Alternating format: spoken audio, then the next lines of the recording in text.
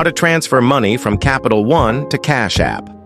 First, open the Cash App on your mobile device. From the home screen, tap on the profile icon located in the top right corner. On the next screen, scroll down and select Linked Banks. Once there, tap on Link Debit Card. However, instead of entering your debit card details, tap on the No Card option at the bottom. Next, tap Continue and scroll through the list of banks until you find Capital One. If you don't see it, you can search for it in the search bar. You'll then be prompted to authenticate your Capital One account. Tap Continue and log in with your Capital One credentials. Follow the on-screen instructions, and once completed, your Capital One account will be linked to Cash App. Now, return to the Cash App home screen and tap on the bank icon in the bottom left corner. Select Add Cash.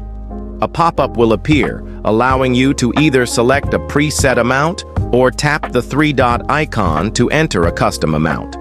Once you've entered the amount, tap Add Cash, then enter your Cash App PIN to confirm. The transfer will process, and that's it. And if you liked this video, give it a like and subscribe.